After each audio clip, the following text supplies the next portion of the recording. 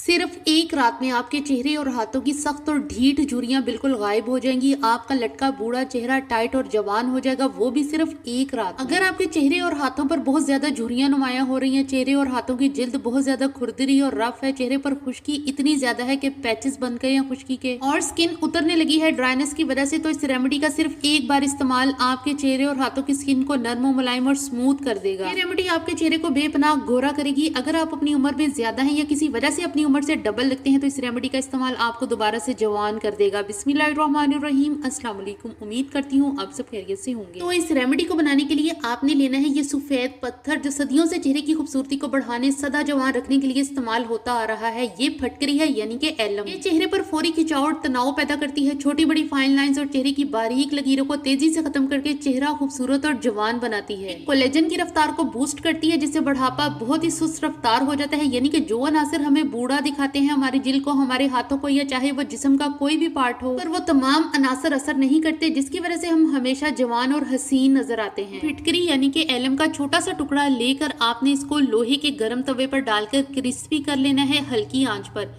ये बबल्स बनाती हुई मॉइस्चर रिलीज करेगी, फिर आपने इसे उल्टा पलटा कर दोनों तरफ से क्रिस्पी कर लेना है। ये क्रिस्पी हो जाए तो तवे पर ही इसे कूट लें या अलहदा से हावन दस्ते में, आपकी चॉइस है। फिटकरी को पीस कर एक साइड पर रख दें। अब आपने स्टील की कोई भी भारी पैंदे वाली कटोरी या प्लेट जो आपके पास हो वो ले लेनी है। इसमें आपने 1 टीस्पून वेजलिन ऐड करनी है। वेजलिन हर घर में मौजूद होती है, बहुत ही डीपली ये स्किन को हाइड्रेट और मॉइस्चराइज करती है, जिसकी वजह से झुर्रियां पड़ने का अमल स्किन पर जो है वह स्लो हो जाता है। लेकिन अगर ये रेमेडी, इस रेमेडी में आप वेजलिन को अगर इस तरीके से इस्तेमाल कर लेते हैं तो सिर्फ एक रात में आपकी सख्त और ढीठ झुर्रियां बिल्कुल गायब हो जाएंगी। टीस्पून ही आपने इसमें कोकोनट ऑयल ऐड कर देना है। कोकोनट ऑयल अगर आपके पास ना हो तो आप इसमें बादाम का तेल यानी कि आलमंड ऑयल भी ऐड कर सकते हैं। बिल्कुल हल्की आंच पर मेल्ट कर लें इन दोनों अज्जा को।